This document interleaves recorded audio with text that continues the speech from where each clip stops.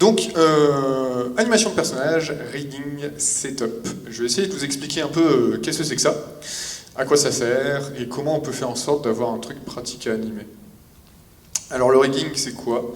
Rig, en anglais, attention, traduction française, la seule traduction à peu près cohérente que j'ai trouvée, c'est un gréement. Gréement qu'on utilise en voile, en français, le gréement d'un bateau qui permet de manier les voiles. En fait, les Anglais utilisent le mot rig, ça veut vraiment dire gréement, mais ils l'utilisent aussi pour les marionnettes. Et c'est pour ça que c'est le mot qui est venu et qu'on utilise maintenant pour créer en fait simplement des marionnettes qui vient de la 3D principalement, qu'on n'utilise pas que pour les personnages, qu'on utilise aussi pour parler des véhicules, des accessoires et compagnie. Le rigging, c'est donc le fait de créer des contrôleurs qui vont permettre d'animer tout ça facilement. Alors vous allez voir aussi beaucoup le mot setup en français. Alors c'est un des mystères que je m'explique pas, c'est que en français on appelle ça le setup de personnage, donc on utilise un mot anglais pour dire setup, sauf que les Anglais ne l'utilisent pas ce mot-là, ça veut pas du tout dire rigging. Donc si un jour quelqu'un peut m'expliquer pourquoi on utilise le mot setup en français, ça m'intéresse, parce que vraiment j'ai jamais compris. Voilà. Donc le but en fait du rigging de personnage, c'est de trouver comment faire pour manier un personnage quand on va l'animer de la façon la plus intuitive possible. C'est en majorité un travail d'ergonomie en fait. J'en parlais ce matin quand je parlais de l'interface utilisateur de Duik. Ça rejoint ce travail de comment on va faire pour que l'animateur face à son perso, il arrive facilement à le faire bouger, à prendre le poignet, à le placer où il veut, à manier le truc sans poser de galères techniques, quoi. Le but est vraiment d'aider l'animateur. Donc comme je disais, ça vient de la 3D. Alors désolé pour cette modélisation de personnage, j'ai pris ce que j'ai trouvé et ce que j'avais sous la main très vite. C'est pas très propre. Mais ça explique ce que c'est à la base en 3D. En 3D, on est face à des personnages qui sont des maillages en fait. C'est juste, pour ceux qui font pas de 3D, un personnage 3D, c'est juste des coordonnées de plein de points. De milliers de polygones comme ça, qui sont définis par les coordonnées de chacun des angles en fait. Donc c'est inanimable. On peut pas demander à un animateur de lui dire, bah écoute, prends chaque point et puis bouge-les un par un. Et puis, je crois que l'animateur, il va dire, bon, je préfère encore faire de la pâte à modeler et de la stop motion, c'est chiant, mais c'est moins chiant que ce que tu me proposes. Du coup, il fallait un système. Et ce système, c'est ce qu'on voit là, c'est qu'on va mettre une armature dedans, qu'on appelle des bones, les os. C'est assez logique. Alors, je sais que dans 3ds Max français, ils ont traduit ça par des structures. Moi, je trouve ça plus rigolo en anglais, du coup. Du coup, j'ai repris tous les mots anglais dans Duik. Des bones qui vont, tout simplement, quand ils vont se déplacer, ils vont plier le maillage à travers ce qu'on appelle le skin. Ils vont pouvoir déformer tout ça. Et pour éviter que l'animateur il anime directement des bones et compagnie, c'est là qu'intervient réellement le rigging, c'est qu'on va fournir des contrôleurs qui sont encore à côté ici à l'animateur et que l'animateur va uniquement animer sur des objets qui sont prédéfinis, qui sont dédiés à recevoir l'animation. Et le rigging, c'est la conception des interactions entre les contrôleurs, les bones et le maillage. C'est-à-dire que comment on va faire pour que, par exemple, quand je lève le bras du personnage, toutes les composantes se placent automatiquement, que j'ai automatiquement la clavicule qui lève un petit peu, le bras, l'avant-bras, que tout ça, ça se place de façon la plus naturelle possible pour que l'animateur ait le moins de travail possible et qu'il se concentre vraiment sur l'acting en fait, du personnage, comment on va faire pour que l'animateur puisse vraiment exclusivement se concentrer sur l'intention qu'il veut donner au mouvement, l'émotion qu'il veut faire passer, ce qui est la vraie difficulté de l'animation, faire bouger un truc, tout le monde sait le faire. Faire jouer un personnage, c'est beaucoup plus difficile. Et donc, comme je disais ce matin, en 3D, ça existe depuis 2 ans, puisqu'il n'y avait juste pas le choix. Et en 2D, il y avait beaucoup moins d'outils pour faire ces choses-là. Tout simplement parce que quand on parlait de 2D, il y a 20 ans, on parlait d'animation trad, en fait, de dessin image par image. Et c'est petit à petit qu'on s'est dit, bon ça existe depuis 2 ans, l'animation en papier découpé, mais du coup sur banc-titre en vrai, et puis avec des logiciels comme After Effects, on a commencé à animer en papier découpé, mais virtuel. On a commencé à animer des calques, à les lier ensemble, faire ce qu'on appelle donc des liens de parenté, pour les accrocher et animer les rotations de ces différents calques. Ce qui permet de faire un autre style d'animation en papier découpé. Et c'est là où moi je me suis dit, quand j'ai eu ce genre de choses à faire, moi qui venais de l'animation 3D, je me suis dit, ouais mais non, c'est dommage de ne pas profiter de tout ce développement qui existe, de tout ça, et de le transposer à nos pantins 2D. Surtout qu'en 2D c'est plus simple, comme on a un axe en moins, bah forcément on a beaucoup moins de transformations possibles. Du coup, est-ce qu'il n'y aurait pas moyen de transposer toute cette technique-là à la 2D? Et c'est ce que j'ai fait quand j'ai créé Duik. Parce que j'avais besoin, parce que j'étais dans ma zone de confort avec ces outils 3D, du coup j'avais besoin de ça en 2D pour me simplifier la vie de l'animation, en fait, tout simplement. Et du coup, ça crée une espèce de... ça permet d'animer des trucs qui sont intermédiaires entre l'anime 2D tel qu'on l'a vu avec Ankama, qui peut être fait sur Flash, sur TVPen, sur papier, où on est obligé, Ankama en parlait un petit peu quand il parlait des décors, on est obligé d'avoir des dessins simples, entre guillemets, dans le sens où on ne va pas pouvoir mettre de texture dans un personnage animé 2D, puisqu'on l'anime à la main, on le redessine quasiment sur chaque image. C'est plus tout à fait vrai avec des outils comme Flash, mais le principe est toujours là, donc on est un peu bloqué sur des aplats. Vous voyez le travail du compo à Ankama qui expliquait que du coup ils avaient leurs traits très vectoriels, qu'il fallait trouver des solutions pour donner un côté un peu plus crayonné, casser un peu ce côté image à plat et tout ça. C'est quelque chose avec lequel on lutte. Et à l'extrême inverse, on a la 3D. Alors j'ai pris l'image du film de Azad Luce-Barognan, qui est maintenant directeur pédagogique ici à Superfocom, son film d'étudiant. Mais donc voilà, c'est l'extrême inverse. Là, on est sur de la 3D, c'est des mises en œuvre qui sont très lourdes, qui sont très compliquées, et qui correspondent à un style bien particulier que tout le monde reconnaît. Et en fait, le fait de faire du rigging en 2D, ça pose un intermédiaire entre les deux. C'est-à-dire qu'on va pouvoir animer des personnages 2D, donc plus à plat, plus papier découpé, mais contrairement à l'animation 2D classique, on va dire, on va pouvoir utiliser des choses qui sont très texturées, on va pouvoir utiliser des choses qui sont complètement dessinées à la main, on va pouvoir utiliser plein de choses comme ça, et animer ce genre de personnage. Donc ça, c'est extrait, c'est un personnage du clip par Léo Fracas, réalisé par Wazaru, qui viendra faire une conférence demain, sur lequel j'ai travaillé. Et donc voilà, ça permet d'utiliser un nouveau style d'animation assez facilement. Enfin, nouveau non, ça existait depuis longtemps, comme je vous disais, mais en tout cas, ça le facilite. Voilà des exemples, par exemple, de personnages qui ont été faits avec Duik, qui ont été riggés avec Duik et qu'on a pu animer facilement. Typiquement, qu'on n'aurait pas pu faire en Animtrad 2D, parce que trop texturé, parce que trop détaillé. Et qui n'aurait pas été utile de faire en 3D parce que c'est pas le style. Donc j'ai choisi un petit peu de tout, de ce qu'il y avait de choses qui ont été faites récemment. Au passage, Jenny Leclou ici, c'est un personnage de jeu vidéo qui est donc entièrement animé dans After Effects. Le jeu n'est pas fini, il sort en 2016, il devait sortir à Noël, ils sont un peu en retard, c'est un jeu indépendant, ça va être super cool. Je vous le dis, je fais un peu de pub pour les gens que j'aime bien. Enfin voilà, ça permet du coup de faire plusieurs choses différentes. Concrètement, l'idée en 2D comme en 3D, ça va être donc de prévoir des contrôleurs qui eux-mêmes ensuite vont animer le dessin. On va vraiment séparer les deux, c'est tout ça le nœud du problème dans le rig, c'est qu'on va faire l'animation sur certains calques, là je parle donc du coup de After Effects, on va faire l'animation sur un set de calques qu'on va appeler les contrôleurs, et c'est quand ces contrôleurs-là vont bouger que ça va entraîner d'une certaine façon le dessin à proprement parler du personnage, on déconnecte un petit peu les deux. Ça a un avantage pas mal aussi, c'est que ça permet de retoucher le design du personnage alors qu'on a déjà animé en cas de besoin. Un truc qui est complètement impossible à faire en Animtrad, il suffit de recommencer l'animation dans ce cas-là. En général, on n'a pas trop envie. Ici, ça permet beaucoup plus de souplesse. Donc tout le travail important dans le rig de personnage, et en fait la grosse difficulté déjà dans un premier temps, ça va être de se dire quel contrôleur, à quel endroit. Le gros travail de conception, la difficulté, c'est pas tant la technique de mettre en place le rigging, ça vient assez vite, c'est de se dire qu'est-ce que je vais mettre comme contrôleur pour que mon perso ce soit intuitif à animer. Et comme je vous disais, je galère sur l'interface de Duik. Les histoires d'ergonomie, c'est toujours beaucoup moins évident que ça en a l'air. Et c'est là-dessus que le rig, c'est un travail compliqué. La première chose, c'est déjà de se dire qu'est-ce que je peux faire pour faire bouger mon personnage de façon pratique. Dans After, on a en gros 3 façons de créer des contrôleurs. On va avoir 3 aspects qui vont nous permettre d'entraîner des animations.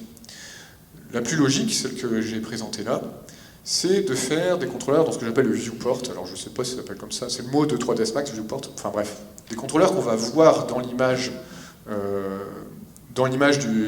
After Effects, de la composition, et qu'on va manier directement dedans. Ça, c'est l'approche numéro 1, c'est la plus logique, c'est-à-dire que si je veux bouger le bras, je prends le contrôleur qui est sur le bras et je bouge le bras. On ne peut pas faire plus intuitif. Pour ce genre de mouvement, c'est vachement bien. Donc pour ça, ici tout à droite, on va pouvoir utiliser des contrôleurs qui sont des calques qu'on manipule directement, dont on manipule les transformations. Ceux qui utilisent du HIC15 ou ceux qui vont l'utiliser vont être familiers très très vite de ces contrôleurs-là, puisque du HIC les crée automatiquement. Après, il y a aussi une autre approche, ça va être par exemple quand on va animer un visage. Le problème c'est que si on met des calques sur le visage, entre celui pour animer les sourcils, la bouche, le coin de la bouche, le coin des yeux, les pupilles, les joues, on va se retrouver avec 40 contrôleurs sur le visage, ça sert à rien, on verra plus rien. Du coup, il y a une technique qui est pas mal, qui vient aussi de la 3D, c'est de faire un panneau de commande. Donc l'idée, c'est qu'on le fabrique, on va le dessiner dans After Effects avec des calques de forme, par exemple, et on va le mettre directement dans la vue, à côté du personnage, et on va connecter les positions de nos différents curseurs, par exemple, ou les rotations éventuellement d'un objet dedans, ou les coordonnées ici, par exemple, du point dans le carré, c'est des choses qui sont assez faciles à faire, ces valeurs-là, on peut les récupérer très facilement. Et l'idée, c'est d'avoir tout ça, et que ces choses-là, elles vont contrôler, elles vont faire bouger d'autres choses sur le personnage via des expressions, on verra après. Et comme ça, on va pouvoir penser un peu plus à l'ergonomie du visage. C'est une méthode qui est pas mal, parce que ça permet d'avoir à côté du personnage, vraiment on bouge les curseurs, on voit le résultat en direct sur ce qui se passe sur le visage. Par exemple le visage, mais ça peut être faire bouger les mains, les doigts, des choses qui sont trop détaillées pour mettre des contrôleurs directement dessus. Et le gros intérêt, c'est qu'on peut carrément mettre des calques de texte à côté pour nommer les différents curseurs et dire voilà, celui-là il sert à faire un sourire, celui-là il sert à faire la tête de quelqu'un de pas content. On va pouvoir modifier comme ça les différents calques de façon bien pratique. Et il y a une troisième chose aussi que je me mets à utiliser, alors ça... c'est quelque chose qu'on vient de mettre en place sur un court-métrage qui est en train d'être fait au Film du Nord, de Nicolas Ligori, peut-être qu'il y en a qui connaissent, qui fait un court-métrage entièrement papier découpé, c'est très très joli. Et c'est assez proche d'une animation traditionnelle dans le style, et du coup pour le visage, il a énormément de positions de bouche dessinées différemment, des yeux, des expressions, plein de choses. Et on s'est dit, comment on peut faire pour que l'animateur puisse choisir la bouche qu'il veut de façon très pratique.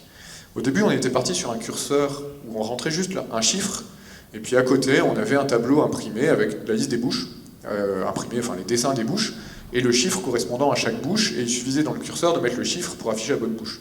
On s'est dit, c'est quand même pas pratique. Je m'imaginais en train d'animer le truc, l'écran de mon ordi, mon papier, dire alors là j'ai besoin de la bouche 24, donc je vais taper le numéro 24, et puis j'ai la bonne bouche qui s'affiche.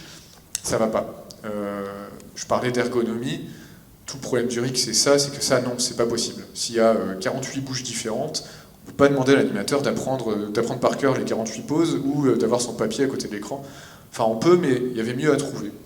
Et ce qu'on a fait, bon désolé pour les dessins, encore une fois il était 2h du matin quand j'ai fait mes diapos, ce qu'on a fait, c'est qu'on a dessiné différentes positions de bouches, on a repris tous les dessins et on les a alignés en bas de la composition pour les voir.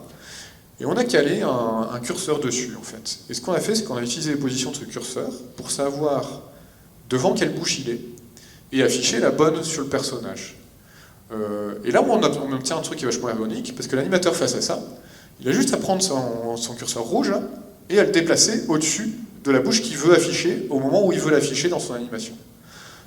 Voilà le genre de conception qu'on peut imaginer, toujours dans des contrôleurs qui sont visibles dans la vue et qui permettent d'animer. Donc ça, c'est vraiment des choses qu'il faut penser, c'est un travail de conception qu'il faut faire avant toute chose, en fait. Essayer de se dire, tiens, je commence un RIC, comment je vais faire pour que je puisse animer mon perso de façon bien pratique. Et là, on n'est même pas encore rentré dans les trucs techniques, quoi. On n'a fait aucune connexion et tout, on a juste fait un travail de conception de contrôleur, en fait. Par rapport à ces contrôleurs-là, je vous montre un exemple de contrôleurs dans la vue, un truc tout bête, une petite animation qui a été faite donc avec du HIC et du rig en plus, de quelqu'un qui s'est créé quelques contrôleurs dans la vue. Vous allez voir, ça peut être très simple, mais très très ergonomique. Je vous montre sur cet exemple-là.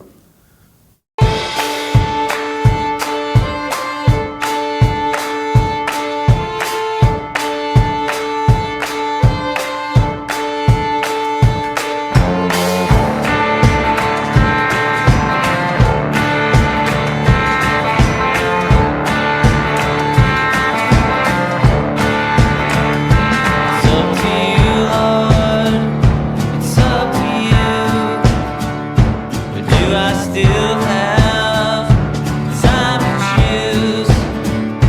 I'm lucky what you provide. Lord, if you...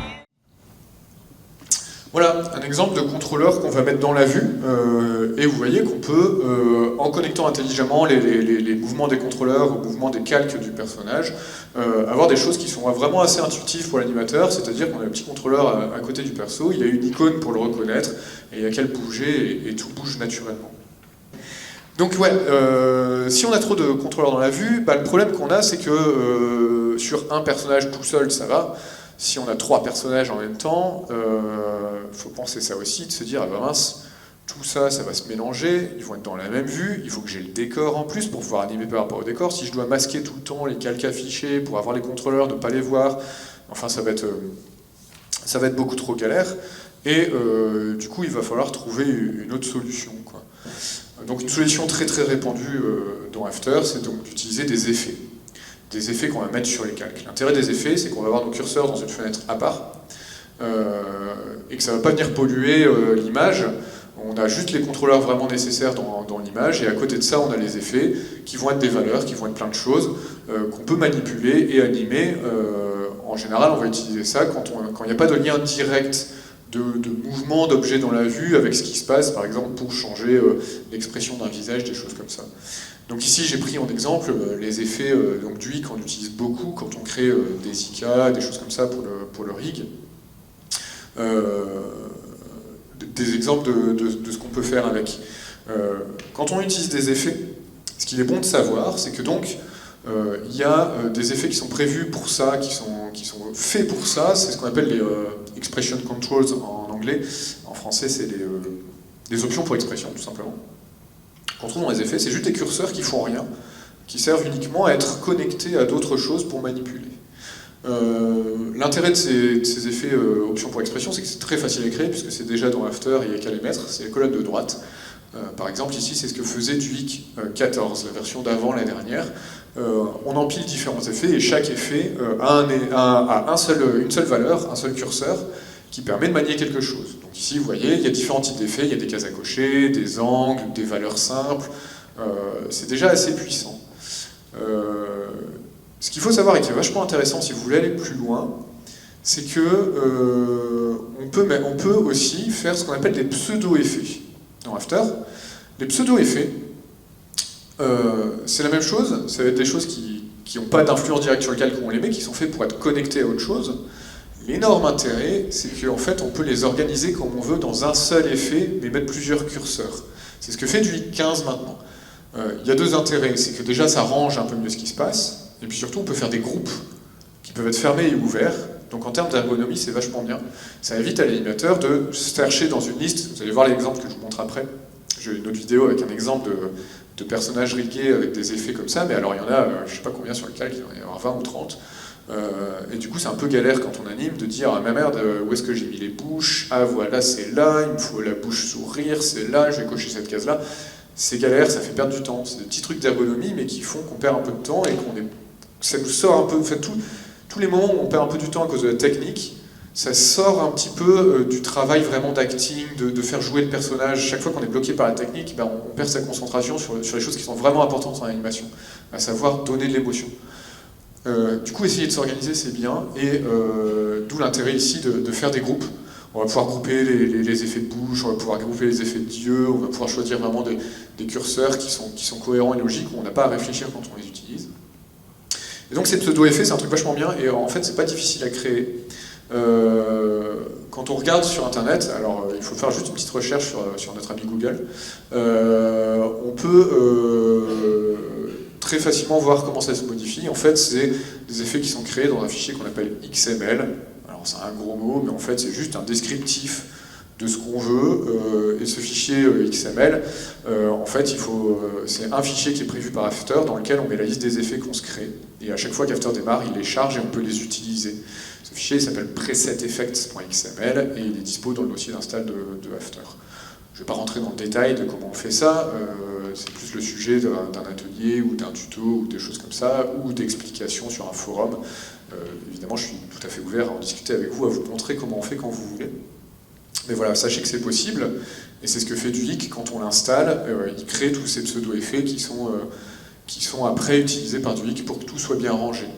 Il y a même des outils sur Internet, pour ceux qui n'aiment pas mettre les mains et écrire des fichiers XML à la main, même si c'est très très facile, hein, c'est juste une description de l'effet.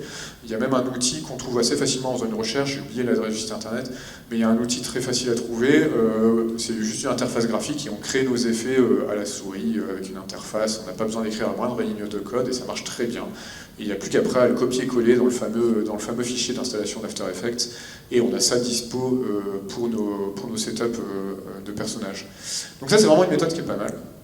Ça permet de faire plein de choses et c'est assez ergonomique dans le sens où ça pollue pas la vue. Pour les petits détails et tout c'est bien. Je vous montre un exemple de setup de personnages où ça c'est énormément utilisé. The character you see here was created using a number of techniques, both basic and advanced. I wanted to share these techniques with you for beginner users, intermediate users, and advanced users to help give you an idea what After Effects is capable of and how you might be able to apply these techniques to your own creations to bring them to life.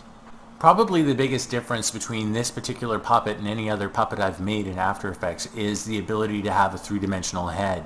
I was introduced to Freeform Pro earlier this year and it has completely changed the way I build characters' heads. I used to do a lot of tricks and methods to try and make it work and it was a slow, arduous process, but this has changed everything. As you can see, I can rotate freely in a wide range of motion, both on X, Y, and Z axes. This was all done with a drawing of a character's head that was never intended to be three-dimensional. In fact, it's just a Photoshop layer brought into After Effects and manipulated using Freeform Pro. Not only can I create a 3D head and manipulate it around, but I can also do that to a nested composition, which allows me to create blinks, make the eyes move around, move the mouth and the chin and the cheeks and the eyebrows, and actually have that distorted displacement map in real time. And as you can see, I've built a number of sliders here that I can use to change his facial expressions and manipulate his eyes. Everything from his blinking to his interest distance for his pupils, going cross-eyed, wall-eyed, his pupil size, his eyebrows, both left and right, and both of them together, so I can manipulate each one individually or as a group. I also have an anger one, so that brings his eyebrows closer together to make him look more angry, and it also squints up his cheeks a little bit. And then I have a smile control and a mouth shape, so I can create multiple mouth shapes which are nested into the head composition. I can manipulate the jaw here, which moves freely from the mouth shape but also is affected by the mouth shape. And then I can manipulate the cheeks to help the character squint or further enhance the facial expressions. On top of that, I've created a slider to actually help simulate the character breathing. This slider manipulates a number of null objects that are driving his body rig to make him breathe convincingly. So I can actually just animate this slider and not have to think about it while I animate all the other parts of the character. Voilà, désolé, j'ai coupé un peu brutalement parce qu'après il parle de choses qui n'ont rien à voir. Donc ça c'est Daniel Gies, avec qui je suis en contact, Gies, Daniel. Je vous conseille d'aller voir un peu ce qu'il fait si ça vous intéresse. Il est hyper talentueux, il fait beaucoup d'animes papier découpé. C'est vraiment génial, et ça c'est un extrait, alors c'est des tutoriels qu'il a fait par rapport à un film qu'il a fait pour un documentaire sur le climat, justement c'est le sujet en ce moment, il parle de CO2 et de choses comme ça, de solutions pour lutter contre le réchauffement climatique. Et donc ce documentaire, il y a, je ne sais pas s'il est entièrement animé ou si c'est des sections qui sont animées, en tout cas voilà, c'est dans ce style-là, c'est super bien foutu. Voilà. Un exemple donc de tas d'effets qu'on peut connecter. Ce que je vous disais justement sur les pseudo-effets, c'est que ça c'est pas hyper pratique. C'est vachement bien déjà de pouvoir animer aussi bien, de façon aussi complète le personnage, hein. Mais ça pourrait être plus pratique si on utilisait des pseudo-effets pour regrouper tout ce qui concerne les yeux, pour faire des contrôles qui soient tout simplement plus intuitifs. C'est hyper important, donc en rythme toujours, essayer de faire des trucs vraiment très intuitifs. Et enfin, donc, des contrôleurs dans la vue, des effets, et une possibilité que beaucoup de gens ne connaissent pas, c'est qu'on peut aussi faire des contrôles d'animation avec des marqueurs. Donc dans After Effects, il y a des marqueurs. Au début, quand on essaye ça, on se dit « ouais, ok, ça sert à quoi? Ça sert à prendre des notes comme ça, de dire tiens, à tel moment on veut tel truc. Les marqueurs, ça sert aussi à faire des chapitres DVD, hein, s'il y en a qui veulent faire du chapitrage DVD, on peut faire avec. Et en fait, on peut aussi, avec des marqueurs, contrôler une animation. Marche, cours, marche, et arrête-toi.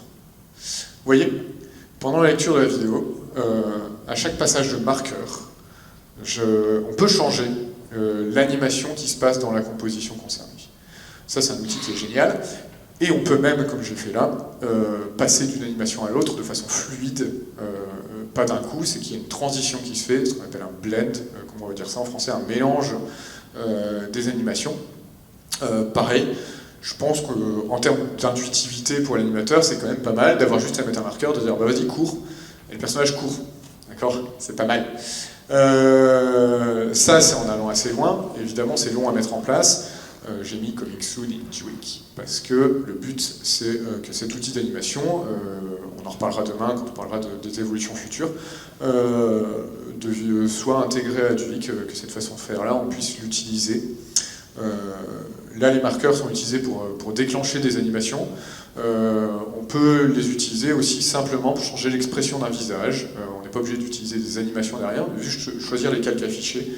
On va pouvoir utiliser des marqueurs pour dire bah, vas-y, souris, vas-y, pleure, vas-y, change d'expression. Et en fait, il suffit de mettre un marqueur avec le nom du visage qu'on veut voir apparaître et le personnage aura le visage qu'on veut. Donc ça, c'est top. C'est encore mieux si derrière, on fait un petit script avec la liste des expressions possibles et qu'on a juste à cliquer sur un bouton pour mettre le marqueur avec le bon nom au bon endroit. Et ça, donc c'est des choses que moi j'utilise. J'ai un outil à la maison qui me permet de faire ça. Il n'est pas prêt du tout à être distribué parce que les outils que j'utilise moi à la maison, ils sont justement pas du tout ergonomiques parce qu'il n'y a que moi qui sais les utiliser parce que c'est codé à la truelle, comme je dis. Et du coup c'est des choses qu'il faut que je clean, mais que j'aimerais bien intégrer pour que tout le monde puisse les utiliser. Voilà. Du coup, plein de méthodes pour contrôler un personnage, plein d'effets. Et comme vous pouvez commencer à le comprendre, il n'y a pas de règle, il n'y a pas de méthode mieux qu'une autre, il n'y a pas de façon de faire mieux qu'une autre. Ça dépend de plein de choses, ça dépend du design du personnage, ça dépend de combien de personnages il y a, ça dépend de la prod, du temps qu'on a aussi. C'est aussi ça qui n'est pas évident, c'est d'évaluer le temps que ça va prendre de faire un setup très très avancé par rapport au temps que ça va prendre à animer. Évidemment, si j'ai que 3 plans à animer, c'est peut-être pas utile de faire un truc complètement bourrin. Par contre, si je travaille sur une série télé de 26 épisodes de 26 minutes, ça vaut peut-être le coup de se poser la question, de se dire tiens, est-ce qu'on ferait pas un setup très très poussé qu'on puisse réutiliser pour animer plus vite. Donc tout ça, il faut le prendre en compte. Tout ça, il faut le décider. C'est à la fois des choix de prod, des choix de design, des choix d'ergonomie. Après, tout le travail, bon, ok, c'est bien, une fois qu'on a des contrôleurs, il y a la difficulté technique qui entre en jeu de comment je fais, c'est bien gentil, j'ai des contrôleurs, ça va être génial, comment je fais pour connecter mes contrôleurs au mouvement des différents calques, comment je vais faire le travail technique derrière pour que tout ça fonctionne. Alors j'imagine que vous devez vous en douter si vous connaissez After Effects, on va tout simplement utiliser des expressions, des expressions, des expressions et encore des expressions. C'est le cœur du travail. C'est super important. Un exemple ici tout bête d'expression de débutant. J'ai un contrôleur qui tourne et je dois faire des engrenages et évidemment on ne va pas s'amuser à en animer les rotations sous les engrenages, on va en animer qu'une. Et donc l'expression elle va permettre de dire bah, tu prends la rotation du contrôleur et en fonction du nombre de dents, en multipliant par le nombre de dents, on va pouvoir avoir la bonne vitesse de contrôleur et en mettant un moins devant ou pas, on va pouvoir tourner dans un sens ou dans l'autre. C'est tout bête. Un exemple d'expression, ceux qui en font pas et qui en ont peur, il ne faut pas en avoir peur, c'est très très facile, ça permet de faire énormément de choses. J'ai un PDF sur internet, sur mon site, alors il faut un peu fouiller, c'est dans un vieux site un peu pourrave, j'espère le remettre un jour, à jour quand j'aurai le temps. J'ai un PDF qui explique les expressions et pas à pas qui fait des exercices. Il y a aussi Sébastien Perrier, je parle beaucoup de lui aujourd'hui, je suis un peu amoureux je crois. Sébastien Perrier qui a écrit un bouquin sur les expressions et ce bouquin va être réédité, il l'a dit, on va avoir le PDF, c'est ça bientôt. On lui met la pression, plus on en parle, plus ça va le presser à le faire. Voilà, qui sera évidemment gratuit, enfin évidemment, pas forcément évidemment, mais qui sera gratuit aussi. Quand je vous dis, voilà, une expression, c'est super simple. Il n'y a plus qu'un, hein la simplicité même, non voilà. C'est pour vous dire que ça peut être très très simple, et on peut aller très loin quand on s'y intéresse, et les IK de Dweck, dans Rafter, fonctionnent grâce à des expressions. Voilà l'expression qui permet de faire un IK. En vrai, c'est la deuxième moitié du code qui permet de faire l'IK. Ça paraît super compliqué comme ça. Franchement, c'est pas si compliqué que ça. Ce qui est difficile dans un IK, la difficulté que j'ai eue, ça a été les mathématiques niveau 6e, 5e, 4e. Parce que je ne sais pas si vous vous souvenez du théorème de Thalès, Pythagore et tout ça. C'est ça qui a fait galérer, en fait, c'était ça la grosse difficulté, c'est de se dire comment je trouve les angles d'un triangle quand j'ai les positions des sommets. C'est ce genre de question con. Alors ça, c'est un exercice, bon, c'est pas hyper simple, mais en fait c'est pas non plus super compliqué. Et l'IK, c'est ce que j'ai eu à faire de plus compliqué, et vous voyez au final, ça ne l'est pas tant que ça. Là dans le code, il y a des histoires de cosinus inverse, et c'est tout. Des multiplications, des additions. C'est pas grand chose, et on trouve tout sur les forums de soutien scolaire. Alors vous imaginez pas à quel point ça m'a dépanné d'aller sur les forums de soutien scolaire. Je me faisais passer pour un collégien, et puis je posais mes questions. Ouais, Thalès, j'ai un exercice à faire, voilà. Sachant que j'ai fait une maths sup. Hein. Donc voilà, ça s'oublie vite, hein, les mathématiques. Bref. Un autre exemple d'expression vachement plus simple, ça c'est les exercices de base. Comment faire pour que le carré jaune il reste à mi-chemin entre les deux rouges, quoi qu'il arrive, quand je bouge le rouge A et le rouge B, c'est la somme des deux positions divisée par 2, c'est une moyenne. Et à écrire en expression, c'est vraiment aussi con que ça, vous voyez, c'est un calque, la position d'un calque, plus la position de l'autre calque, le tout divisé par 2. Et rien qu'avec ça, on arrive à faire plein de choses géniales, et on arrive à faire toutes les connexions de contrôleur à calque comme on veut. Et c'est vraiment pas mal. Voilà. Donc, des expressions entre les contrôleurs et les calques, et évidemment, les IK. Les IK, j'en parle un petit peu. On parle beaucoup de ça, c'est un mot qui revient souvent. Donc, IK pour Inverse Kinematics, cinématique inverse. Alors, c'est très drôle, j'aime beaucoup démarrer Autodesk 3ds Max en français. Parce que tout le monde dit IK dans le monde entier, tous les Français, tout le monde dit IK. Quand on démarre 3DS en français, il appelle ça des CI, parce que cinématique inverse. Et comment faire qu'un logiciel soit inutilisable quand on change de langue? Voilà. C'est une parenthèse. Donc l'IK, c'est quoi? En fait, un IK, typiquement par définition, c'est quelque chose qui va transformer une position en rotation. L'exemple sur le bras, c'est quand je vais changer la position du poignet. L'IK, en fait, c'est l'expression qui va calculer automatiquement la rotation qu'il faut sur l'avant-bras et sur le bras, pour que le bras reste attaché au poignet quand je le déplace. D'accord ? Ça, c'est un IK. C'est toujours ça, c'est comment transformer une position en rotation. Et ça utilise de la trigonométrie de base. Dans After, ça marche sur 2 calques très facilement, donc pour faire un triangle. Ça marche sur un seul calque. Ça veut dire quoi sur un seul calque? Un IK, si on regarde que sur mon avant-bras, ça veut dire qu'en fait, le calque regarde toujours vers le contrôleur qu'on déplace. Et ça, pourquoi c'est génial? Parce que du coup, comme on travaille uniquement sur les positions, ça veut dire que ma main, elle peut être... je peux la bouger en position, ça bouge le bras, mais je peux aussi faire l'inverse. D'où le nom de cinématique inverse, c'est que la main peut rester fixe et je peux bouger les épaules. Alors je suis pas mime, hein, j'essaie de le faire. D'habitude, quand je fais ça en cours, je m'appuie sur un mur pour montrer. Mais bon, voilà, vous pouvez imaginer que ma main, elle est sur un mur, et c'est ça qui va me permettre de bouger le torse sans que la main se déplace. Autrement dit, c'est indispensable en animation. Pourquoi? En particulier pour les jambes. Parce que quelqu'un qui marche, c'est quoi? C'est ça tout le temps. C'est le bassin qui se déplace alors que les pieds ils sont fixes sur le sol. Et ça, animer un cycle de marche sans IK, c'est juste impossible en fait. Parce que le pied il glisse tout le temps par terre, parce que comme on fait que des rotations, la vitesse de rotation des 2 calques de la jambe dépend de la vitesse de déplacement du personnage, de son bassin. Sauf que la vitesse de déplacement d'un personnage quand il marche, c'est une vitesse constante, hein, à moins qu'on boite, on avance à vitesse constante. Et quand on avance à vitesse constante, le problème c'est que les rotations, tout simplement si vous animez juste des rotations, le calque a tendance à ralentir aux extrêmes à cause de la courbe. Et du coup le pied glisse. Ça plus le fait que des rotations ça fait des courbes justement, sauf que le pied il reste à plat sur le sol. Donc on a toujours tendance quand on anime sans IK et juste les rotations des jambes à avoir des pieds qui rentrent dans le sol, qui s'envolent et tout, enfin c'est complètement impossible. Donc l'IK ça rend ce travail impossible, et surtout ça permet de corriger la hauteur du bassin à n'importe quel moment sans avoir à tout réanimer. Corriger la hauteur du bassin une fois qu'il marche et l'animer sans IK, bah, c'est juste impossible, puisque dès qu'on touche le bassin, ça fait bouger les pieds. L'IK permet de bouger le bassin sans bouger les pieds. Voilà. Cela dit, une erreur de débutant rigueur ou animateur, c'est du coup de dire « Ah, c'est génial, c'est super intuitif, je vais mettre des IK partout, je vais mettre des IK dans les bras. » C'est une bêtise, pour ne pas dire une connerie.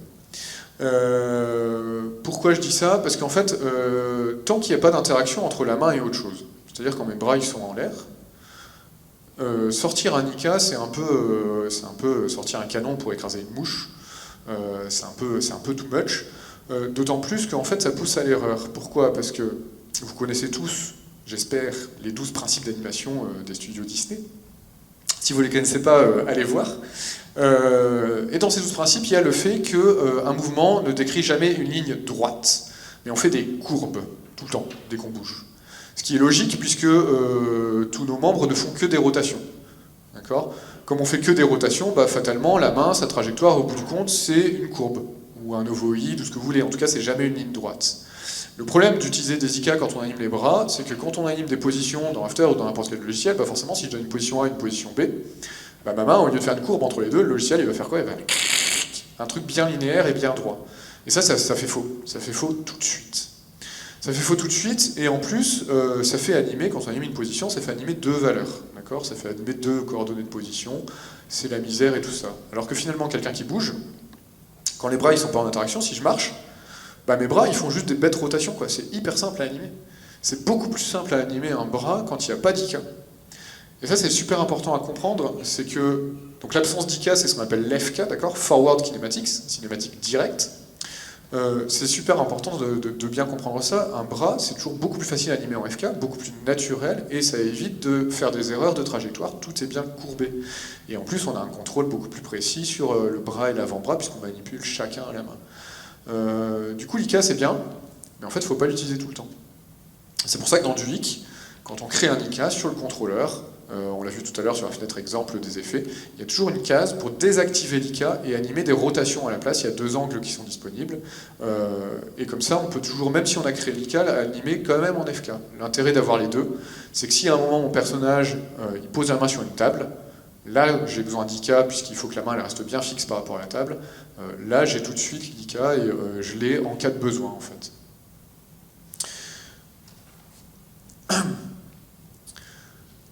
Ça, c'est les IK standards. Et puis, récemment, dans du HIC, j'ai ajouté, je vous ai montré ce matin, les IK Bézier. C'est juste un cas particulier. C'est un peu une triche, c'est pas réellement un IK. C'est une automatisation de position et de rotation des calques pour qu'ils se placent en permanence sur une courbe de Bézier. L'expression qui permet de faire ça, c'est réellement l'expression de la formule de Bézier qu'on trouve sur Wikipédia. Wikipédia aussi, des formes de soutien scolaire, mais Wikipédia aussi a beaucoup contribué à du HIC.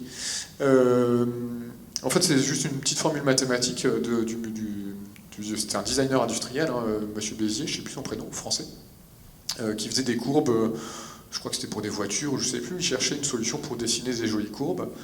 Et là où c'est génial pour nous, c'est que une colonne vertébrale, un serpent, toutes ces choses-là, ça se dessine très bien comme ça. Et donc l'idée, c'est de répartir les calques le long d'une courbe de Bézier qu'on manipule grâce à des contrôleurs. Donc ici, les contrôleurs, on ne les voit pas, mais c'est vraiment tout simple à animer. Il y a juste 2-3 contrôleurs par chaîne de calques. Ça évite d'avoir animé les 12 calques à la fois. Donc ça, c'est les outils de base qu'on a en fait, les IK Bézier. Qui vont permettre de développer les rigs de nos personnages. Ça, plus les expressions, on peut aller super loin, je vais vous montrer après. L'autorique de Duic utilise tout ça, et que ça, j'ai envie de dire. Même l'autorique de Duic, en fait, utilise très peu de choses, je ne sais pas si vous l'avez déjà testé, il permet déjà, je pense, de manier les personnages de façon assez complète, et en fait, dedans, il n'y a que des IK, là on voit comment les contrôleurs sont placés, hein, justement. Il n'y a que des IK et des IK Bézier, et il y a 2-3 petites bricoles pour le déroulé du pied quand le personnage marche. Mais il n'y a pas grand-chose. Donc voilà, ça c'est un exemple de personnage qu'on peut faire avec l'autorig. La queue, typiquement, c'est un IK Bézier. La colonne vertébrale aussi. La différence, c'est que la queue, c'est un IK Bézier avec 2 contrôleurs au milieu, ce qui va permettre de faire une courbe qui a une forme de S. Là où c'est pas utile pour la colonne vertébrale, donc on fait plutôt le choix d'en mettre un seul au milieu, puisque la colonne vertébrale elle fait juste un U dans un sens ou dans l'autre, mais elle ne fait pas une double courbe en S. Les contrôleurs au bout des mains, les contrôleurs de rotation pour le cou et la tête, et puis on a un personnage animable. L'autorig, d'ailleurs, si vous avez testé, vous avez dû voir que dans du 15 maintenant, il y a 3 petites cases en haut. Digitigrade, plantigrade et ongulé. Alors, des gens, en général, il y a des gens qui, je me souviens d'avoir vu un tutoriel sur internet, enfin c'était pas un tutoriel, c'était un mec qui testait en direct, il venait de télécharger du 15 et il se filmait en train de découvrir le truc. Et il arrive là-dessus et il fait « Oh, qu'est-ce que c'est que ça? Je comprends rien. » Pourquoi est-ce qu'il y a les 3? Parce que c'est une autre difficulté du rig. On a parlé d'ergonomie, on a parlé d'utiliser les IK, de connecter tout ça. Le truc, c'est que pour bien faire bouger un personnage, il faut aussi connaître son anatomie. Alors c'est très très vrai en rig quand on fait la 3D. En 2D, on a un peu plus de liberté, parce que les designs en général, on se lâche un peu plus. Mais il faut quand même savoir comment ça bouge pour être crédible et pour l'animer de façon crédible. Et donc ça demande d'étudier un petit peu, alors c'est pas compliqué, hein, encore une fois, Google est notre ami, mais de savoir un petit peu l'animal, sa façon de marcher en particulier, puisque c'est là où il y a le plus de difficultés, c'est vraiment dans les pattes. Du coup, je parle de l'autorig comme exemple, mais en fait, il faut toujours savoir, en setup, il faut aussi commencer par se poser la question de où est-ce qu'il y a des articulations? C'est quel os? C'est quelle articulation? Et du coup, comment ça se passe quand le pied il est par terre? Où est-ce que ça pivote? Quel pivot on a besoin? Ici, par exemple, donc les trois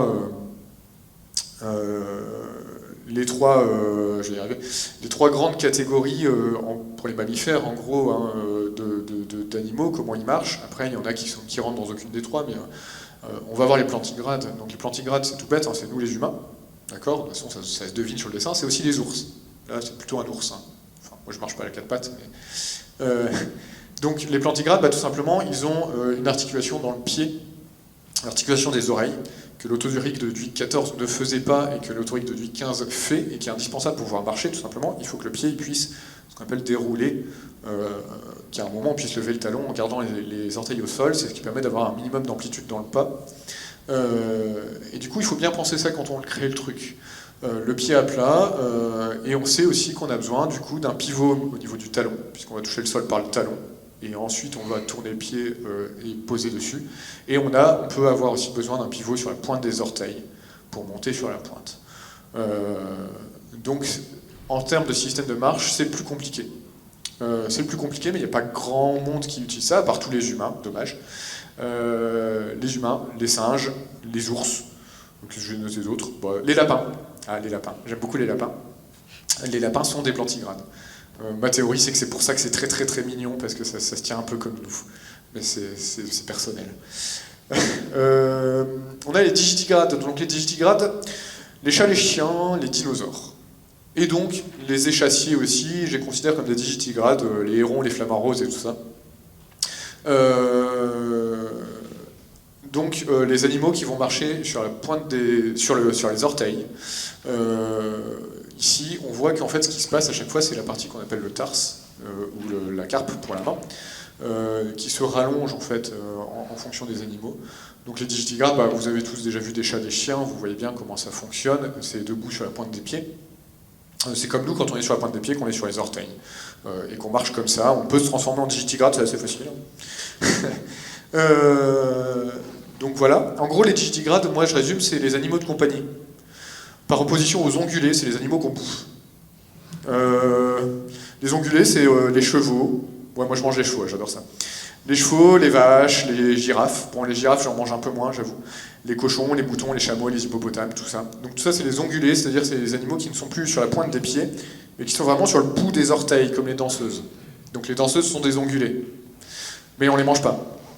Et c'est le plus facile à riguer parce que l'ongulé, en fait, il pose le sabot. Donc c'est des animaux qui ont un sabot, toujours, quasiment. Il pose le sabot et en fait le pied il a assez peu de rotation. Vous voyez, j'ai aucun pivot noté, tout simplement parce qu'ils ont tendance à poser le sabot à plat et lever à plat. C'est beaucoup plus facile à animer, c'est beaucoup plus facile à riguer du coup. Mais du coup, il faut voir un peu comment se répartissent ces articulations là-dedans pour pouvoir l'animer correctement et le riguer correctement en l'occurrence. Je vous propose de regarder un petit peu la démarche pour riguer un digitigrade. On va faire un chat ensemble. Enfin, on va le faire, on va regarder le chat, et je vais vous expliquer un peu l'approche du truc et comment ça s'organise. Un chat, avec un squelette très très schématique, hein. Le but, il n'est pas de faire un truc hyper précis. Mais donc, on recrée un petit peu les calques dont on a besoin. Première étape, évidemment, c'est de bien penser où placer les pivots de l'animal en fonction de son ossature et de la façon dont ça tourne, qu'est-ce qui pivote et qu'est-ce qui se déplace. Je dis qu'est-ce qui se déplace parce que je n'ai pas choisi un chat pour rien. Les 3/4 des articulations qu'on a, c'est que de la rotation. D'accord ? L'être humain, c'est quasiment que de la rotation. Tout ce que je fais, c'est des calques qui tournent les uns par rapport aux autres. Les digitigrades et même les ongulés, dans une moindre mesure, ils ont un truc particulier, c'est que l'omoplate, elle va bouger un petit peu en position. Il n'y a pas que la rotation, l'omoplate se déplace un petit peu. Elle glisse sur la cage thoracique. Comme l'omoplate humaine, hein, d'ailleurs, mais nous, on a peu d'amplitude et ça se traduit en rotation sur l'épaule. Et donc c'est aussi quelque chose à prendre en compte si on veut que notre chat il roule des mécaniques, quoi, comme n'importe quel chat, hein, ça pète un chat. Et donc ça fait ça parce que tout simplement il y a énormément de mouvements sur l'omoplate. Donc vous voyez, il faut vraiment penser toutes ces choses-là en fait. C'est cette étape préliminaire au rig qui est assez importante si on veut vraiment que le mouvement soit crédible. Donc on commence par placer les pivots, on vérifie que tout ça fonctionne bien. Oh là, c'est compliqué le recto verso. Ah ben voilà, c'est là. Une fois qu'on a bien compris comment l'anatomie du truc elle fonctionnait, on va pouvoir attaquer, réfléchir au contrôleur dont on a besoin. C'est assez facile quand on a un personnage très stylisé comme ça, parce que les contrôleurs c'est un peu toujours les mêmes. On en a un à chaque pied pour bouger les pieds, on en a aux épaules pour bouger les épaules et aux hanches. Et on a les contrôleurs de Nika Bézier, dont j'ai parlé tout à l'heure, pour manier la queue, il y a un truc pour tourner la tête. C'est pas l'étape difficile sur ce genre d'animal. Après, ce qui va être difficile, c'est de se dire comment je vais faire pour que quand je bouge mon contrôleur, la patte, elle bouge de façon pratique. On pourrait se dire, du coup, si on regarde ici, on pourrait se dire, je vais faire un Nika, omoplate, humérus et cubitus, pour la patte avant, faire un Nika sur les 3 calques, puisque maintenant il y a des Ika à 3 calques dans du hic, et puis que ça fasse bouger tout le truc. On pourrait se dire ça va être bien, ça va être facile.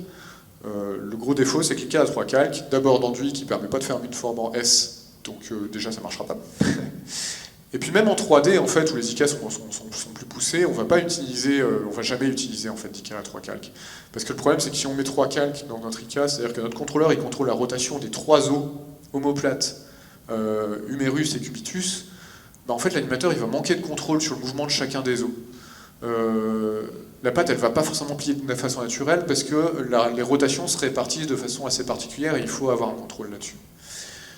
Du coup la bonne idée, ce que fait l'autorique de Duick, c'est de dire tiens je vais mettre un Nika uniquement sur les 2 os du bas, humérus cubitus, comme un bras humain. C'est valable aussi pour la patte arrière, hein, fémur et tibia, on peut faire un Nika, donc sur les 2 calques. Comme ça, on va contrôler uniquement la rotation de 2 os, là ça c'est facile. Il n'y a pas de souci, et c'est un Nika standard de base. Ça c'est la première étape de se dire ça. Et après on se dit, maintenant que j'ai ça et que ça c'était facile, comment je vais faire pour que l'omoplate bouge naturellement? Et ça c'est une technique qui va revenir à chaque fois que vous avez une chaîne avec 3 calques ou plus, c'est que rien n'empêche par contre de combiner les Ika. La bonne idée étant de se dire, je vais mettre un Ika sur l'omoplate qui utilise le contrôleur de la patte au bout. Est-ce que... alors c'est peut-être pas... J'aurais dû faire une vidéo. Je ne sais pas si c'est facile d'imaginer ce que ça va faire, mais en fait ça fait ce qu'on appelle un lookat en 3D. Ça va faire que l'omoplate, elle va toujours... Si ça c'est mon omoplate, elle va toujours se diriger vers le contrôleur de la main, c'est-à-dire qu'elle va tourner avec. L'intérêt c'est comme elle ne fait pas partie du même Ika que les 2 bones en dessous, que les 2 os en dessous, on va pouvoir contrôler sa rotation et la doser comme on veut. C'est pour ça que dans du 15, j'ai ajouté sur les Ika à un seul calque un curseur de pourcentage qui permet de le doser pour que le calque tourne moins, c'est-à-dire qu'il va tourner quand on va déplacer le contrôleur de la patte, mais on va pouvoir le doser autour des 20%, ici j'ai mis ça par exemple, on va pouvoir le doser pour que l'omoplate en fait elle tourne un petit peu sans pointer toujours directement vers le contrôleur. C'est juste une influence qui est dosable.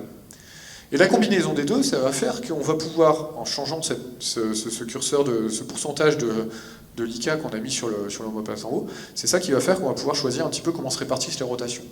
Moins on en met sur l'omoplate, plus les deux os en dessous ils vont plier. Plus on en met sur l'omoplate, moins les os du dessous auront besoin de se plier, et donc on va pouvoir chercher, en ajustant, à avoir le mouvement le plus naturel possible. Après, comme je vous disais, le cas particulier de cet animal, c'est que l'omoplate, elle ne fait pas que tourner, elle se déplace. Sur la cage thoracique, elle glisse. Et c'est là où des petites expressions peuvent entrer en jeu, qui sont assez simples au final. Parce que comment elle se déplace, l'omoplate? Après, c'est une histoire d'observation et d'imaginer le truc, c'est que quand la patte se lève, l'omoplate, elle se lève. Quand la patte avance, l'omoplate avance avance avec.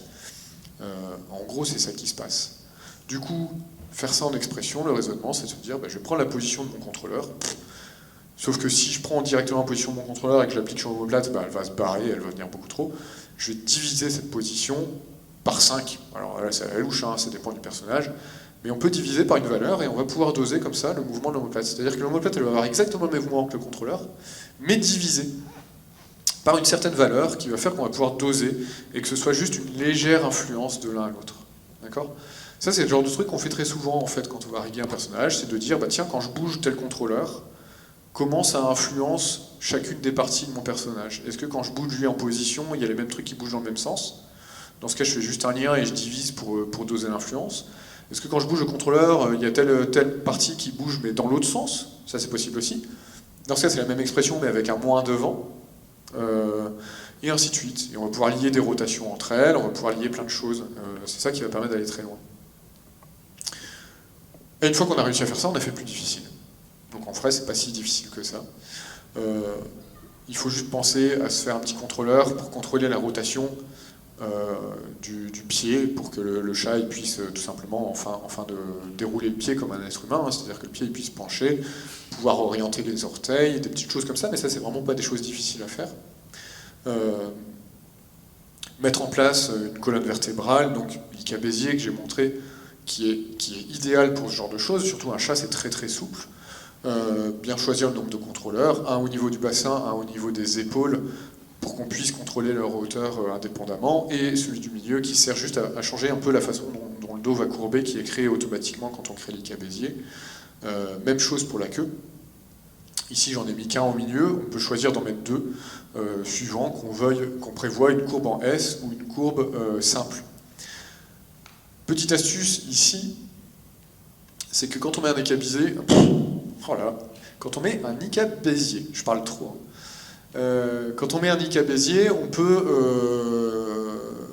contrôler uniquement les contrôleurs en position, et on retrouve un peu le problème dont je parlais tout à l'heure, c'est que quand on anime des positions, on oublie un petit peu de faire des courbes, c'est pas très propre et c'est pas évident de faire des retards, souvent les rotations sont plus faciles. Ici, le problème de faire des rotations directement, c'est que la queue, il peut y avoir beaucoup de calque.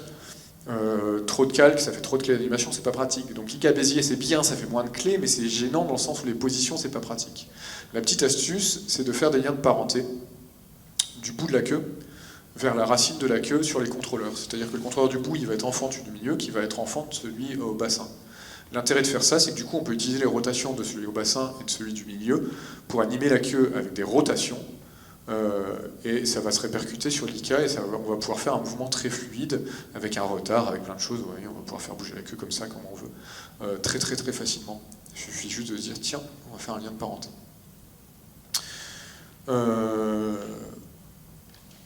Petit truc au niveau du cou, c'est pareil, c'est de l'observation, c'est toujours de se dire, tiens, comment ça bouge un chat quand j'en ai besoin.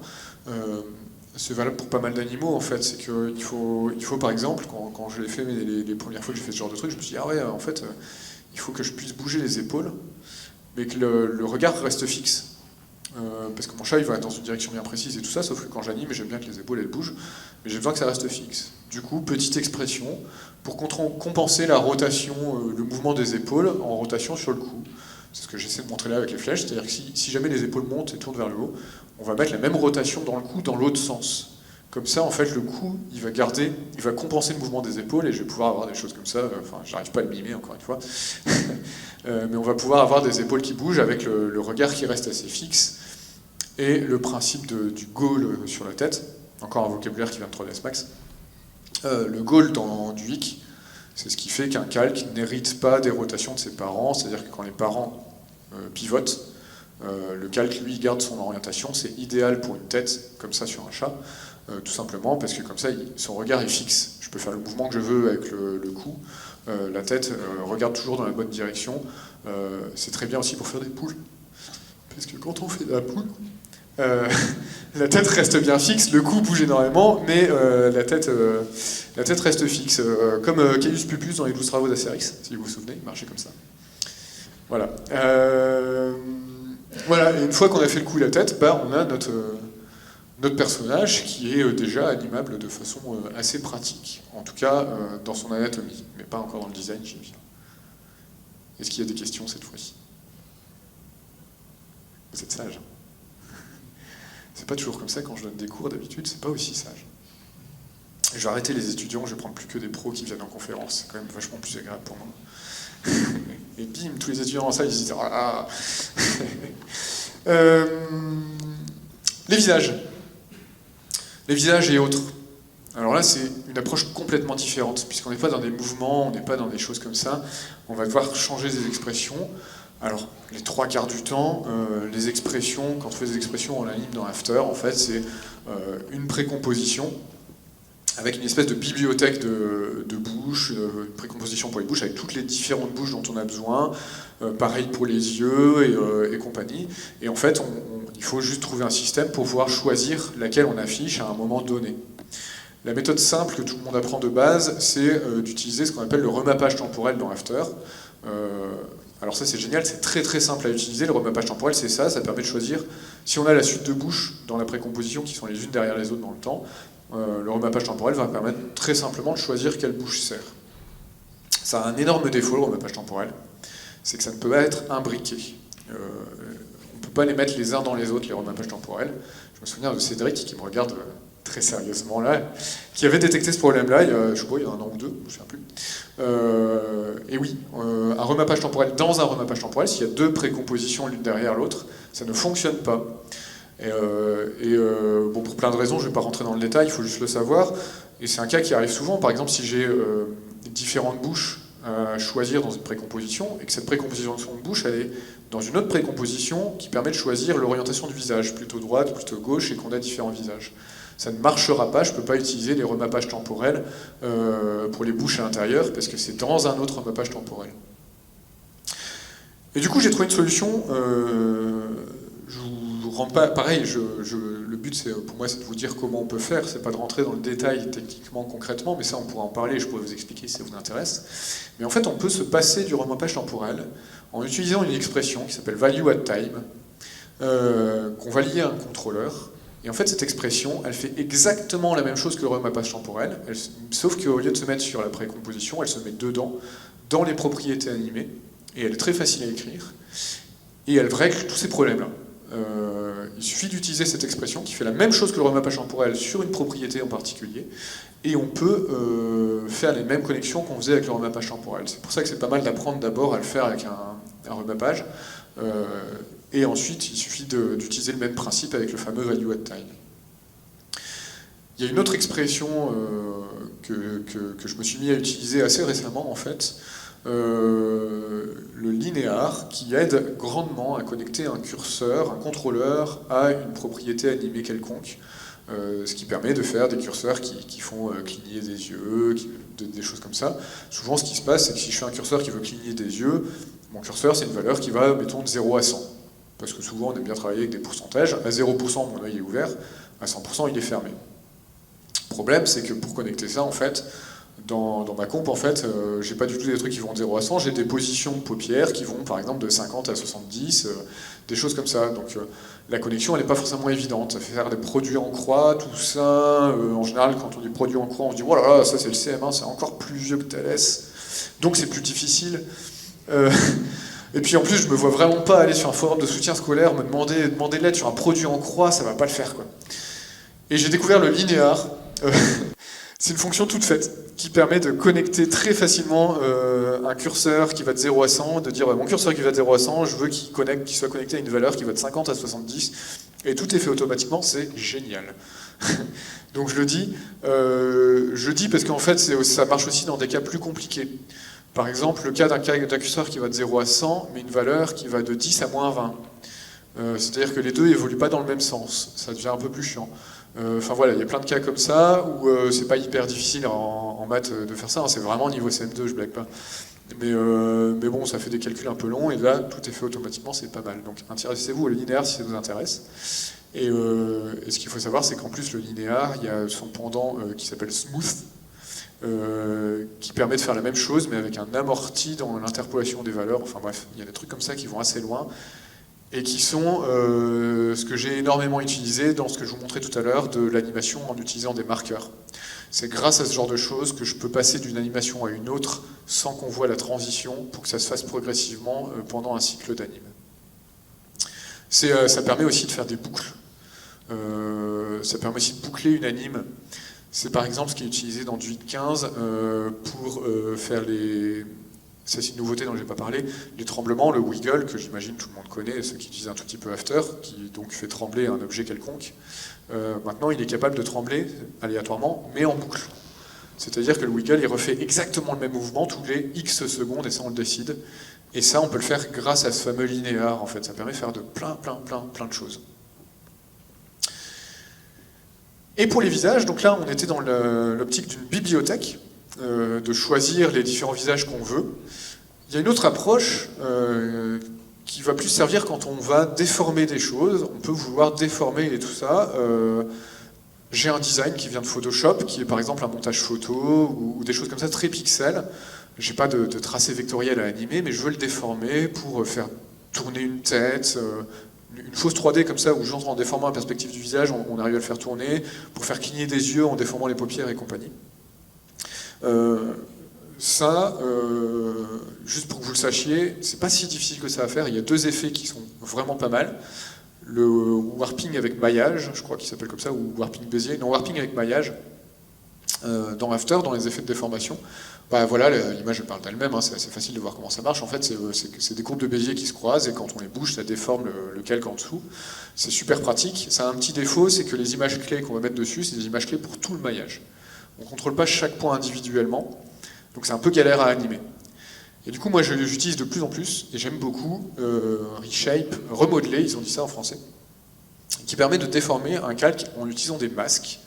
Le principe, il est tout bête, c'est que le masque vert, qui est pile en cercle, définit la position des pixels d'origine, et en fait, la déformation correspond à ce qui se passe si on prend le masque vert et qu'on le déforme pour faire le violet. Le calque suit, en fait, entre guillemets. Donc quand je bouge mon masque violet, je peux déformer mon truc très facilement. Et là, par contre, ce qui est génial, c'est comme c'est l'anime de masque, c'est pas encore top dans After, il manque toujours la possibilité d'animer chaque point indépendamment. On le réclame depuis longtemps à l'équipe de développement, mais ça a l'air compliqué à faire. Bref, c'est quand même déjà plus pratique à animer que le maillage, et ça permet de faire pas mal de choses. Donc ça, c'est vraiment des outils qui sont hyper pratiques si vous voulez aller très très loin dans l'anime de visage en faisant des déformations, des choses comme ça. Je vous en montre un exemple juste après. Et il y a aussi Daniel JS en parlait. Alors désolé, c'était en anglais, je n'ai pas dit, mais il y a beaucoup d'Américains, hein, donc j'aurais pu essayer de vous faire la traduction en direct, mais j'en suis complètement incapable. J'ai même pas essayé. Mais donc Daniel JS en parlait tout à l'heure, Freeform Pro, qui peut servir aussi pour des visages, pour des choses comme ça, qui va permettre de faire une espèce de fausse 3D sur les visages, avec une Mac de ce qu'on appelle le displace en 3D, c'est-à-dire qu'on va pouvoir définir la profondeur des pixels et donc faire tourner un petit peu des calques en y remettant des volumes. Ça, c'est pas mal du tout. Donc c'est un plugin payant, mais je crois qu'il n'est pas très cher, je me souviens plus. Enfin bref, c'est un plugin qu'on peut ajouter. Ces techniques-là, donc le maillage, le warping avec maillage, je vais vous montrer la bande-annonce d'un film qui s'appelle Metropia, qui est sorti il y a quelques années déjà. Je crois que c'était je sais plus, ça fait peut-être bien 10 ans qu'il est sorti, je sais plus. Qui est un film, alors faut pas que je me gourre, il n'est pas norvégien, suédois, mais le réalisateur, enfin le directeur technique était norvégien. Entièrement animé sur After Effects, à base de personnages designés avec des photos. Le personnage principal, par exemple, c'est marrant, le personnage principal, c'était une photo du cuistot de l'équipe de production. Et voilà, donc à partir de photos, ils ont fait plein de character design sur Photoshop, c'était que du photomontage, et ils ont tout animé dans After Effects, beaucoup à base d'effets comme ça. Je vous montre la bande-annonce, ça marche plutôt pas mal, c'est intéressant. Regardez bien les visages et les effets de fausses 3D et de mouvements qu'ils ont réussi à faire. Bon, c'est juste une bande-annonce, donc c'est pas forcément évident à voir, mais... Désolé aussi pour la qualité, c'est pas terrible, mais j'avais que ça.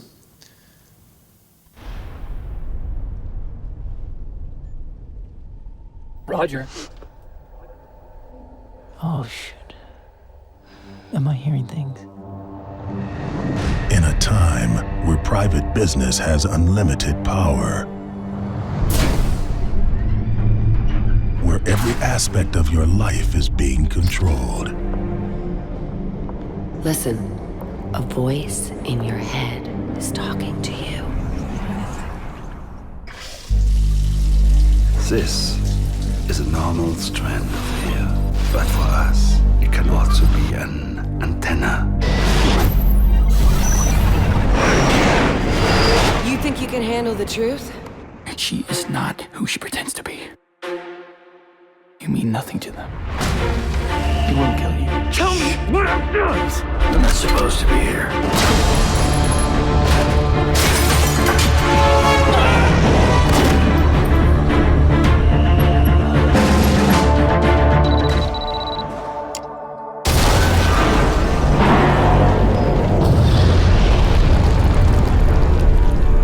Metropia. Voilà, un film que je vous conseille si vous n'avez pas eu l'occasion de le voir. Bon, évidemment, ça a dû sortir dans 3 salles en France. Je ne sais même pas si on trouve le DVD. Mais c'est vraiment un truc à voir, ne serait-ce que aussi pour la technique After Effects utilisée, c'était assez incroyable. Ça se voit pas des masses dans la bande-annonce, mais ils ont vraiment été assez loin. Voilà, j'approche de la fin. Oui, sans rentrer trop dans le détail, justement en parlant des détails, après on peut imaginer sur ce principe de connecter des curseurs et compagnie, dans ces histoires d'automatisation, j'essaie d'en amener dans du wiki progressivement, cette histoire de rotation morph dont je parlais, qui revient souvent, qui est un outil qui permet, comme on fait que des rotations, nous quand on bouge, que tout est basé sur de la rotation, l'idée toute simple c'est de se dire je vais prendre ces informations de rotation et en fonction des rotations je vais déformer les calques, je vais manier des effets pour que ce soit automatique. Par exemple ici l'exemple d'un bras qui... Alors, je peux pas montrer, j'ai un problème de muscle en fait, ma maman elle a oublié.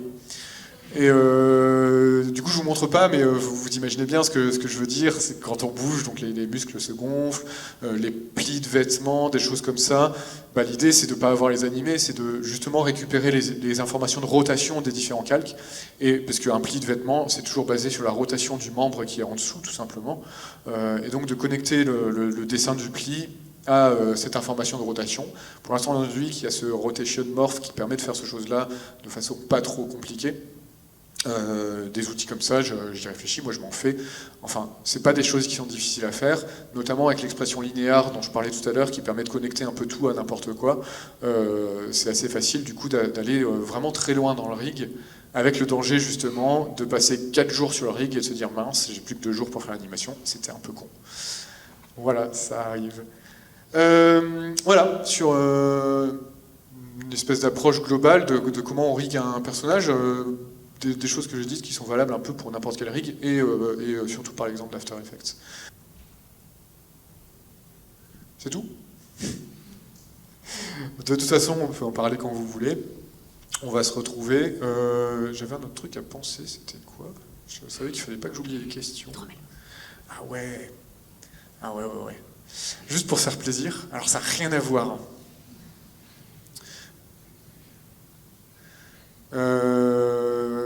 Ça tombe bien, il nous reste pile 10 minutes, c'est parfait. Alors je me connecte rapidement.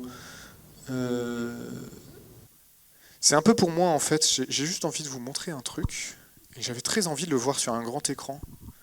Du coup j'en fais profiter tout le monde, mais ce qui est bien c'est que ça fait transition avec ce qui va se passer juste après. Ouais, à savoir de l'hydromel. Ah non! On va laisser charger un tout petit peu. Désolé, j'aurais pu prévoir mon truc, mais j'espère qu'il va être bon du coup cet hydromel. J'aurais l'air bête si c'est pas bon. Ça, c'est un film que j'ai filmé dans ma cuisine, justement, parce qu'à chaque fois que je fais de l'hydromel, je me dis, je suis là, je verse mon miel et tout, je me dis, ah, c'est super beau, il faudrait le filmer un jour, quoi. Et du coup, j'ai passé une après-midi entière à faire de l'hydromel. D'habitude, ça prend 20 minutes, hein. Et il m'a fallu une après-midi. Vous voulez savoir comment on fait? Ouais, du coup, ouais, bah voilà.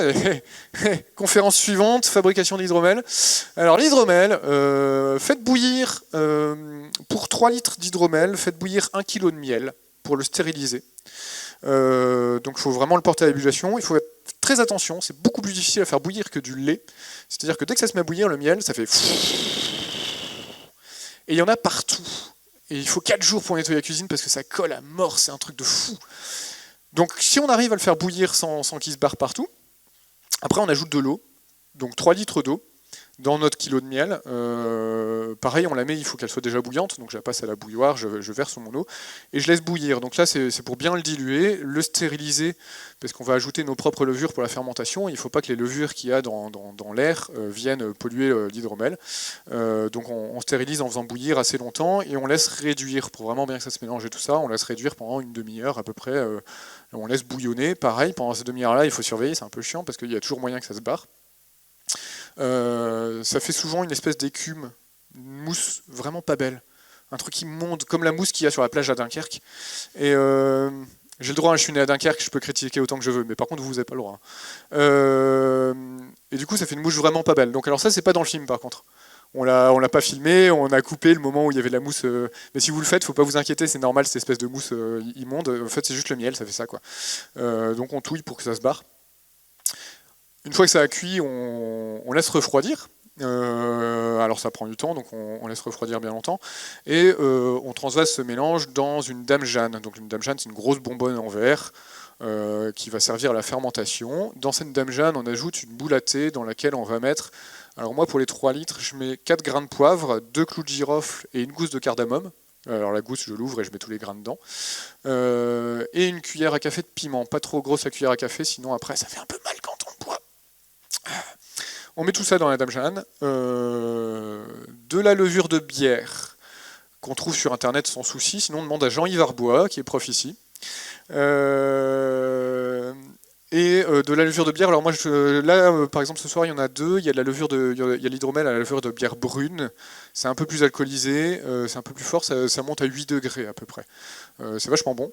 Et sinon, j'ai essayé, là, c'est une nouveauté, avec de la levure de bière blanche. C'est plus léger, c'est un peu plus épicé, un peu plus fruité. Enfin voilà, après vous pouvez faire vos tests, ça s'achète facilement. La levure, on referme le truc, on laisse fermenter pendant une semaine. Au début, je faisais 48 heures, en fait ça suffit pas. Une bonne semaine. Et au bout d'une semaine, il n'y a plus qu'à ressortir l'hydromel, enlever la levure, donc on le filtre, mettre en bouteille. Attention, des bouteilles prévues pour supporter la pression, parce qu'il y a des bulles à l'arrivée, c'est comme de la bière.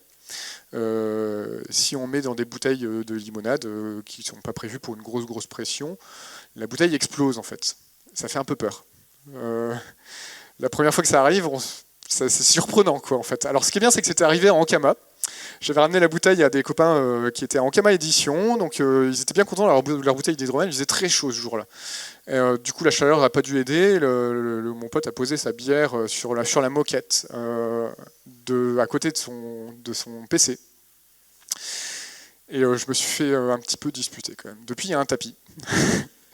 Il y a un tapis au-dessus de la moquette. Voilà. Donc ça explose, il faut faire gaffe. Ou alors il faut décompresser de temps en temps. Ça fait des surprises aux copains aussi. Des fois, ils ouvrent, il y en a partout chez eux et tout ça, c'est assez rigolo. Mais si on met dans des vraies bouteilles qui résistent à la pression et tout ça, il n'y a pas trop de problème. Une petite capsuleuse pour garder la pression et ça fait une boisson aux fines bulles qui est vachement bonne. Est-ce que vous croyez que j'ai suffisamment parlé ? Ah, magnifique. Hop.